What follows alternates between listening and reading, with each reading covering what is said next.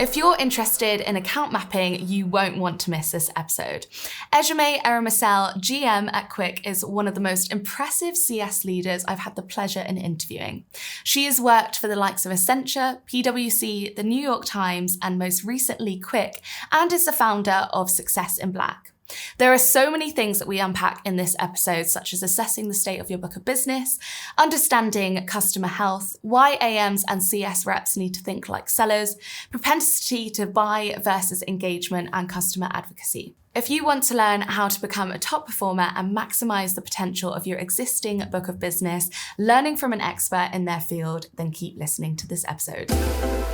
Hi guys, welcome to the next episode of Sales Unfiltered. Today I am joined by the queen herself, Ejieme Eromosele, and we are going to be talking about account mapping. So if you are in customer success or account management, I urge you to listen to this episode because gold dust just always comes out of your mouth. But thank you so much, Ejieme, for joining us today. I appreciate that so much, Izzy. Excited to be here. So when we talk about account mapping, I think the best place to start is really understanding your accounts and understanding the state of your book of business. That's right. So would you maybe share with us a little bit of some techniques that you use when talking about mapping out your accounts? Absolutely. So as you mentioned, the first place to start is to get an overview of the state of affairs with your book of business, right? So taking your overall book and understanding where each account is in their journey with you as a provider, software or service provider. And we like to look at that from the customer journey lens, right? So are they a brand new customer? Are they still in onboarding? Or are they fairly mature and have maybe renewed already 2 to 3 times? So just understanding a bit of where they are in the journey can influence how you want to approach account mapping. Right. Once you do that too, the other dimension I would say to include is understanding the customer health. So we can talk all day about customer health. There are many different ways to evaluate that, but assuming you have a sense of the state of each account and the health of each account, start to segment those accounts based on which might be prime for, let's say, expansion, or which might need other sorts of intervention to get them to a healthier state. I would say for account mapping, it really depends on what your ultimate goal is. Most of the time when we talk about account mapping or account planning, it's to say an account is ready and primed for expansion, right? We're all revenue oriented. We all want to see growth on these accounts, but it could also help to reinforce, let's say, an account that is not healthy, right? If you've only got one thread or one group of contacts and you want to expand and show greater value across an organization, account mapping can also help you get to other parts of the business, other functional areas that could also see benefit and value, not even just to sell them, but to understand the value that you're already delivering, let's say, with one part of the organization. Yeah. I love that you said we're all thinking about revenue and how we can expand. I do. Yes, good. Yes. We want that commission. Yes. But I think that's something that I'd love to touch on with you because that has changed. Yes. And especially you being a CS leader, CS seemed to have been in the past a part of the business that just focuses on customer health and maintaining your customer experience. But actually now, especially through our retention seekers community, we see a lot of customer success reps are now targeted on revenue. That's right. When did this shift happen? Yeah. You know, I think if you look at the posts and the trending topics around customer success on LinkedIn, I would say in the past year and maybe even 2 years is when this topic really emerged. And I think a few things were happening. Tech was cutting roles and cutting jobs, right? And so organizations had to work with leaner teams and had to give more responsibilities per role or per function, right? So I think CS, unfortunately, we did hear stories of CS teams getting cut and then saying, okay, CS, now you might need to do more because we need, again, to grow revenue to sustain the business. So I think the dynamics of just, the kind of slowing of the tech industry, layoffs meant that people had to do more with less. And it meant that CS teams had to maybe pick up some of that revenue responsibility. I also think it's a function of CS teams needing to kind of justify their existence too, right? So it's kind of like a chicken or egg situation where it's like, okay, teams are getting cut. Now CS needs to justify why they should still continue to exist. And a good way to do that is to say, hey, we can contribute to the top line, right? So I think probably in the last year or two, the dynamics of, the tech market really accelerated this conversation. But this is something that I've always believed in. I don't think that, there's a world where CS is not a primary revenue driver. It's like why the organization and why the mission exists is to say that your customers are going to be happier and they're going to spend more with you and they're going to continue to spend. And then the holy grail, they're going to tell others to do business with you as well. Right. So I'm actually happy that this conversation has happened. It's how I've grown my career as a CS leader. When I first started as a VP of CS, I didn't own revenue. I didn't even own the renewal.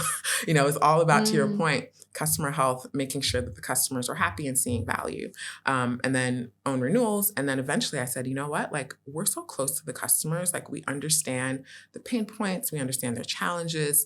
I think there's a way for us to genuinely also help them grow with us too. So that's been my journey of eventually owning a book and owning a target as well. Yeah. Customer centricity, I think, should be at the forefront of the business. Absolutely. And it is so important if you're looking to drive more revenue as a business, making sure that you are investing in your customer success teams. They are playing such an integral role in the state of the business at the moment. And we've done so many events off the back of what's happening in the market. And I think it's really great to see this shift because you are right. Why should it be to somebody else that is managing that upsell and the renewal? And you mentioned pain points. And I think when we talk about really uncovering those and really mapping out your accounts, do you think that CS and account managers as well, to speak about both, need to start thinking like sellers and maybe people have mentioned before that they should start using methodologies to really unpick those pain points? What's your view on that? I think short answer is it depends, right? I mean, when we say CS should think more like sales, sales should also think more like CS, right? I think the reason why there's this like divide of, CSMs shouldn't sell, can't sell, is because sales has a bad rap. Like, let's be honest, right? Like, no one wants to be sold to. It feels icky. It feels weird. No one likes it, right? But I think if we think about the purpose of selling, and a good seller is someone that helps you with the problem that you have, right? And I think inherently, that's also what CS does, right? Like, we are there to help you get through your challenges and to use our service and our product to help you get over that, right? So I think if we really take a step back of like, what is the purpose of selling? We're not as misaligned as we think we are. But I do think that to make CSMs and AMs better able to do that, absolutely, we should be training them. I was fortunate in our organization. We spent a whole year with a sales trainer, and he came in and he helped us learn a sales methodology. By the way, they're all the same, right? Medic, MedPick, they cross over. They all are the same, and they're all the same in a good way, right? Because they all start with what is the problem, what is the challenge, right? And I think that is inherent for anyone that wants to learn how to sell, is starting with what's the pain, and so. Yes, if an organization is asking CS to own a bit of revenue and to have a target, they should 100% provide some sales coaching and training. And a lot of that sales coaching and training is really understanding that sales is a process, right? I think we all also think that, oh, that guy's just so charismatic. Like, he's a natural born seller. He could sell water to a well. Okay, maybe. However, I've never had water to a well. I've had ice to an Eskimo. That's a good one, That's right? a great one. Great. Water to a well. Yep. Right? And everyone thinks that, maybe he's born with it. No, sometimes it can also be trained, right? Because it is a process. It's a way of thinking. It's a way of diagnosing and understanding a problem and putting some tools and tactics against it, right? So I think any organization, again, that's asking CS to own sales and to own revenue should absolutely give them the same type of sales training that we give to our sellers. Obviously, the lens is a little bit different, but I think because the lens is different, it actually can make CS really instrumental into growing that book. When you spoke about mapping an account and you mentioned the white space, I think unpacking that pain point that you just mentioned is so important for you to really understand where that white space will sit. So Absolutely. what are some of those questions that you would ask your customer to really uncover the core of their pain? Yeah, good question. We actually do some of this exercise in our training our team as well. So let's say you're a CSM and you already have an existing customer, right? They're already working with you. You're already seeing maybe some low-hanging fruit opportunities. Obviously start there. But I think the challenge sometimes CSMs have is going up a level and getting out of the sort of the day-to-day and the weeds and asking more strategic questions. One of the questions I love to ask is, if we were to stop delivering this value today or to turn off our systems today, what impact would that have on your business? Like, what would stop working? What would cease to exist? And how would that negatively impact your business? Another lens of that same question is like, what's the, cost of doing nothing, right? If you didn't, let's say, buy more of these widgets, right? Like what would happen to your business? Would anything happen? And I think we're oftentimes afraid to ask those questions because maybe the answer is like nothing. Right? So it's a scary question to ask. You don't want to know the answer. You don't want to know the answer, but honestly, leave that there. Knowing the answer can help you understand, okay, that's interesting. Yeah. Well, tell me why, right? And I love the follow-on question of tell me why. I think a lot of the things that we teach in kind of the sales process is like trying to understand like the why behind a certain question, right? So someone can give an answer, we're not seeing a ton of value today. Well, why? What is something that we could do to deliver more value? I think another good line of questioning is trying to understand the actual day-to-day of the person that you're selling to. And we should realize that like we are just one small piece of their entire day in their world. So, if you can, and oftentimes these are better suited in more casual environments. So if it's, let's say, at the beginning of a call, right, when people are still joining, asking, well, what's your day look like? What other things are you working on? What other projects are you working on? Because being able to actually tie what you're doing to a broader mission and a broader objective is another way to reinforce the value and also to maybe unlock new areas that you hadn't known existed. So I think, we can again be very tunnel vision with our buyer and our function and our solution, but sometimes like lifting yourself up and seeing what else are you working on? What other projects or priorities are on your plate can help you see areas of opportunity. Oh my God, 100%. And also when you're talking about like selling other areas and it's not, they might just be using such a small part of your platform, right? And they don't realize that, I could use this and this would really help me because they don't know your product as well as you know it. So as the seller and expert, you need, and the CS or AM rep, you need to really be educating them. And what point do you, obviously you've got them on, you're looking after them throughout their life cycle and their journey. What kind of point do you ask these questions? Because obviously you want to get to know them, but if you're asking questions like, if you weren't to be with us anymore, what effect would that have on the business? You're probably not asking that on day one. You're not. And you don't want to leave it right till the end because you want to understand, right, if there's areas that we need to fix, we need to do that with enough time. Yeah, that's a great question. It depends on, the types of conversations and the types of touch points you're having with your customer, right? I think we're fortunate. We work with primarily enterprise customers, so we meet with them very often. And it's okay to inject some of those conversations, especially in a relationship where you're more familiar and it's a bit more of, you have built some level of intimacy, right, with that person. So definitely, as you mentioned, not in the beginning. If you're doing some sort of strategic business review or an operating review, that's always a good place to actually have time on the agenda to get an opportunity to have a higher level discussion. I think absolutely put those in your agenda when you have those types of strategic conversations. If you're not having those types of strategic conversations, I understand that, some people might have a book that's full of SMBs or, full of mid-market accounts, right? So maybe you don't have the same opportunity to have strategic conversations like that. But I would say still look for those opportunities where it can be casual. The question of like, what else is on your plate? Like what else are you working on in your day is something that's casual enough, and it's not, I think, daunting in a way that, tell me the cost of like not continuing with us, right? So there's ways to kind of inject more of the casual questions to still understand the world in which your customer is living in and the piece that your solution can provide to that.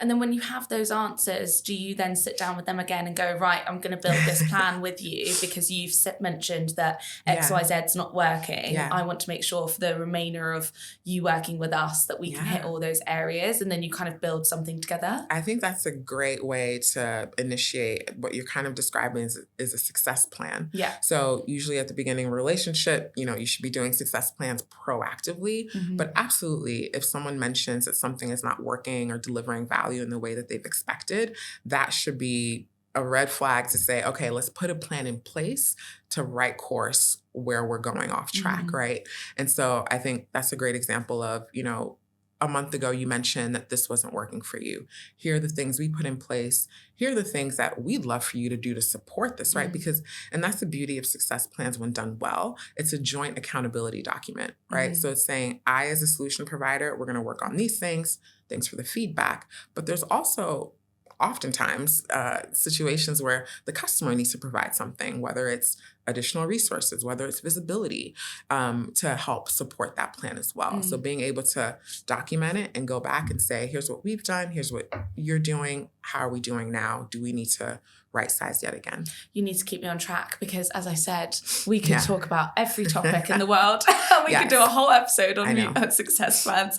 But back to the account mapping point. But it's I think that's really interesting for us to see kind of like the journey and how you can weave that in, and it all links really. But when you're looking at those white spaces and the areas of your account maps of who has propensity to buy, but then also if you're looking at engagement, how do they, if an account is highly engaged, do you think that they have the propensity to buy? And how do you figure out which one is the more heavy weighted and the one that you need to focus on? It depends on what we're defining as engagement, right? Do they have a ton of support tickets? That's highly engaged, but that could be a good or a bad thing depending on the types of questions they're asking, right? I think we need to understand what engagement means for the context of what you're selling. But let's say it's highly engaged as in it's a good thing, right? It doesn't necessarily mean that they're ready to buy, because the other dimension I'd want to look at is, are they seeing value, right? So do you have a way to measure that value for them? I think the ultimate place for an account to be that's ready to expand, they're seeing some value and they're highly engaged, right? Expansion forever, right? But if someone's highly engaged but they're not seeing value, I'd focus on trying to get them to see more value, right? Before we start talking about expansion. And sometimes though, those two things can come hand in hand. Maybe for them to see more value, they need to upgrade to a certain feature or function, right? So that's the beauty of, having those two dimensions of engagement and value to see, okay, sometimes a little bit more of an investment can really unlock that value equation. But sometimes it's, okay, they're already paying for something now.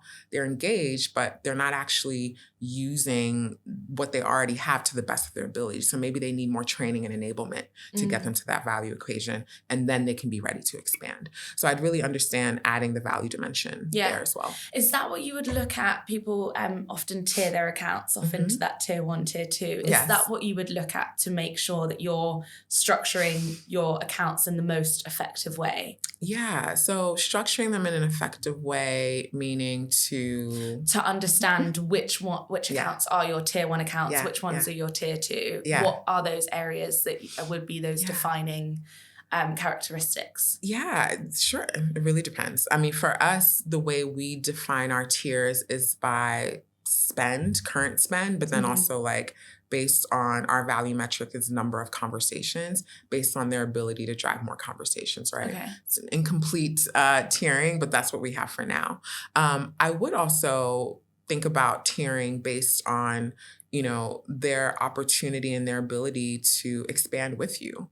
Right? So based on your ICP, based on the types of customers that do really well and have the likelihood to be a large account, what are the ways that you can kind of understand how to look for that in your existing book and how to tier them? Is it by the use cases they've delivered? Is it by the industry that they're in?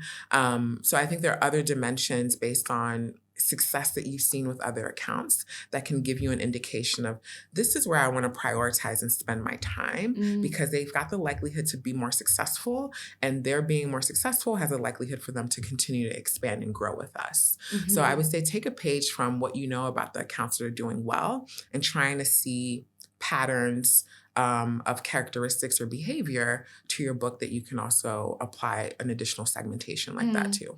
I'm really glad you mentioned where you spend your time, because I think that is such an important topic, because we would love to spend the same amount of time on every account, but unfortunately there's only so many hours in the day. You've got to come do podcasts like this. You can't be focusing on them all. But it is important that they all get enough attention. But you don't want to be wasting your time on accounts that really don't have that propensity to buy. You obviously want to keep nurturing them and make sure that you're checking in. But it probably can be quite difficult to figure out, right, well, where do I spend the majority of my time? So what advice would you give to people on that? Yeah, I would say definitely, back to where we started this conversation with like understanding the state of your book of business, right? Whether it's through a customer health model, whether it's through that customer journey lens, probably a combination of those two things. And then understanding, okay, which accounts are at risk? And I think there's also this balance of like the type of account that's at risk too, right? So if you've got that segmentation of a tier 1 account is at risk based on how you define tier 1, obviously you want to spend some time there, right? And prioritize that. But if you've got, let's say, a tier 2 account that's ready for expansion, then it becomes, okay, again, you only have a limited time in the day. But I would advise CSMs and AMs to spend a bit of time on accounts that can be healthier, that are your kind of tier 1 segment, but also accounts that are already, let's say, at a certain baseline of health, but can expand even more. So I think it's spending time on accounts that could be healthier, but also spending time on accounts that are already healthy and can expand. Because especially if it's a tier 1 account that is not so healthy, getting them even to baseline means that, they're going to be likely to renew, and then they're going to be likely to expand. I think you can't expand an account that's no longer there, right? So we need to make sure that at the baseline, your renewal rates are consistent, and you can at least keep them buying. And then you can think about, growth on top of that. So I would say definitely make sure that accounts that are not so healthy, especially if you're top tier accounts, get them back to healthy. And then also think about expansion for maybe like a smaller tier in your book. Right, makes sense. I'd love to get your thoughts on this. We did an event the other week, and I don't know if you know Brian Mulry, but he used to work at Sales Loft, and he was talking about, excuse my French here, bullshit hours, because there's a lot that people, stay with me, that customer success account management reps have to endure, and a lot of accounts might be reaching out and maybe asking questions that are not necessarily going to move the needle and are like small jobs, and that's where he buckets it into that hour that he mentions, because otherwise you can probably feel quite scattered throughout your day, that you're responding to an email from a customer that's not really gonna help you in your plan for what you're focusing on at the moment. And when we're talking about time management, how as a leader do you encourage your team to split out their day? Because you can probably get sidetracked so much 100%. With where do we put our focus to make sure that you're being as efficient as possible. Yeah, to me, it's like an 80-20 rule. 80% of your day should be spent on proactive, strategic work and conversations. Leave 20% for the bullshit hour. So maybe it's the bullshit 2 hours, right? But still, and whatever you want to call it, bullshit or not. But like, the job of a CSM is inherently strategic and proactive. If you're doing transactional and discrete stuff, then you're a customer support person. Nothing wrong with them. They're great. They keep the business moving, but it's a different job, right? If 80% of your job is that, you're a customer support person. And that's okay. Maybe you don't have customer support at your team, but if you do have customer support in your team, then you should be funneling more of those conversations to that team. And if there's processes that are broken down or retraining of your customers that need to happen, make that happen, right? But I think that having that 80-20 mindset in the CSM and booking the time and the activities of your day to map that is kind of how I coach our team in terms of how to think about managing their time. Love that. And 2 hours only on bullshit. Yeah, no more than that. Yeah, no more than that. Right, this has all been so helpful, and I'm learning so much from you. But I know one of the things that before we press record, we want to talk about is customer advocacy. Yes. I know you're a huge champion of this. So if people don't know what it is, can you just give us a brief definition of customer advocacy? So customer advocacy is when your customers are telling other people about the great work and the great value that they're getting from your product or your service. So this is a customer that has seen great results, they're happy with the experience, and they're willing to put their professional credibility on the line by telling other colleagues or other people in the industry about the great work you've done and the great success you've seen together. It's the holy grail to me in terms of customer success, right? You should measure other things like customer health and retention and NRR. Those obviously drive business value, but free revenue is when your customers are selling you not even just as well. They sell you even better than any salesperson or any AM or CSM. So to me, it's the holy grail. And how do you manage that? Do you ask the customer, please advocate for me, put in a good word? Yes, you go and you beg with your cup. I do think that there is a level of asking for it. Right. So even customers that are happy and they're like, this is great. Like, I love you guys. And they're like, great, bye. You log off the Zoom call. So I do think that. Can I just record that for a second? Right. Already posted it on LinkedIn. I think there is a sense of sometimes you do have to ask for it, right? Right place, right time. There's different types of advocacy as well, right? So, things like case studies, things like having customers speak at a conference that you're presenting at, even things like testimonials or sound bites are great. So there's different levels and different weighting of value of those customer advocacy activations, let's say. So talk to your organization about what your organization values in terms of customer advocacy, even things like reference calls, right? It's not broadcasting on LinkedIn, but let's say you've got a big deal that sales is trying to land and you've got a happy customer, same industry, same use cases. Talk about value in helping close that deal, right? And come a long way. So think about those different activations, but we do have to ask, right? Internally, we've got a playbook for CSMs. We've got some kind of guidance and some wording. We, again, work with enterprise, so it's not always approved by CorpCom or PR for a large organization to speak publicly about the work that we're doing. So understand the state of your customer's internal process and what's allowable and not. But it starts by asking, right? And I think, again, if you have a happy customer, it shouldn't be a hard ask, right? It's, hey, we're seeing a lot of value together. It'd really help our business if you can talk more broadly about the success you're seeing. Would that be okay? Can I send you more information? That's it, right? Super easy. They could say no, right? Which would suck, but that's okay. But you don't know unless you make that initial ask. We're all so British and too polite. Oh, really? Get to the point. Direct. British people hate asking for compliments.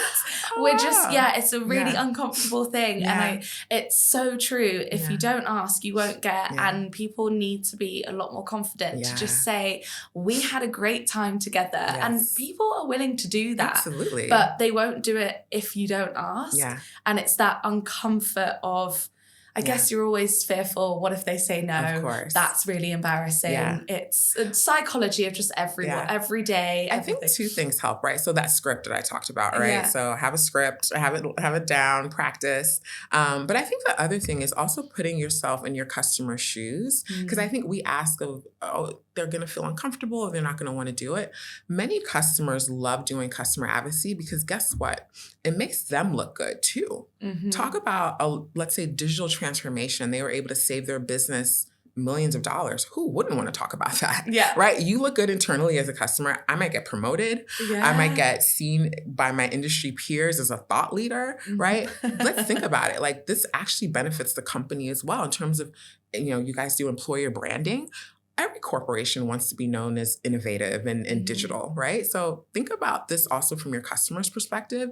It's also good for them. And showing them that probably of how can you, by giving me a good reference or a case study, let's work together, let's scratch each other's backs. And you've given them so much help, hopefully, throughout the whole life cycle of working with them, that they're more than happy to do that. Another suggestion on this, something we've been doing as well, is internal case studies. So this is, again, large organization. You're working maybe with one small team. If they're seeing success, start with, hey, we're seeing great success. Can we work on an internal case study that can help show other teams or adjacent teams the work that we've been doing and the success?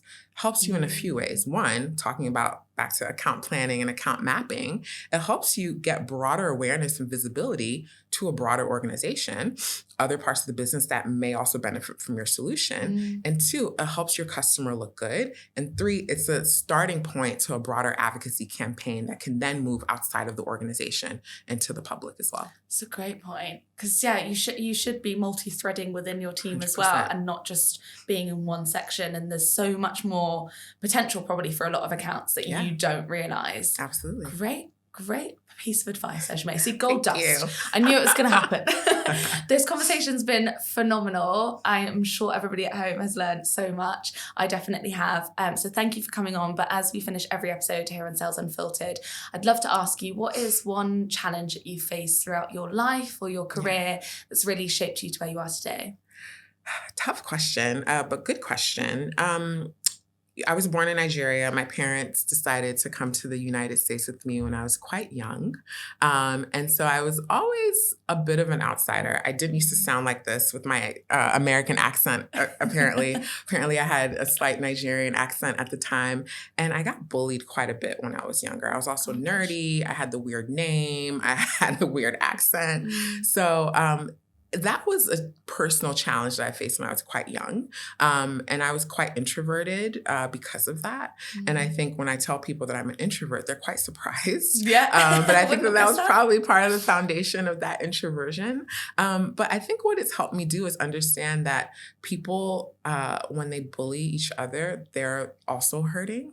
And so when I see that and when I think back to being a young girl and like getting bullied, I'm not upset. I'm just like, what was going on with those other children that caused them to make fun of me and pick on me? And so now I just lead with kindness, and you never know what's going on with someone else, and just being kind is the best way to be. They always say bullies are only doing that because they're insecure themselves. Absolutely. And it's their own pain that they're projecting. 100%. Thank you for sharing that, because I think more people need to talk about things like that, and it can really have a knock-on effect on how you grow as a person and as a leader and the amazing person that you are today. You've probably learned so much from it. So I guess, not to be too cliche, but if you were to like look back at yourself when you were younger, like what advice would you have done anything differently? Or do you feel like all of those learnings have really played such an integral role and you wouldn't change it? I would have stuck up for myself more. I think I've developed confidence over time. I'm still working on it. Everyone is. We're all faking it till we make it. Exactly. Key point there. But I think I would have allowed myself to be a little bit more confident. Love that. Thank you for sharing it. And your confidence radiates, and you're such a great person and an amazing mentor to so many people in the industry. So thank you for coming on the channel and sharing. Thanks for having me. Thanks so much for listening. Check out the channel for more episodes like this one, and we'll see you next week.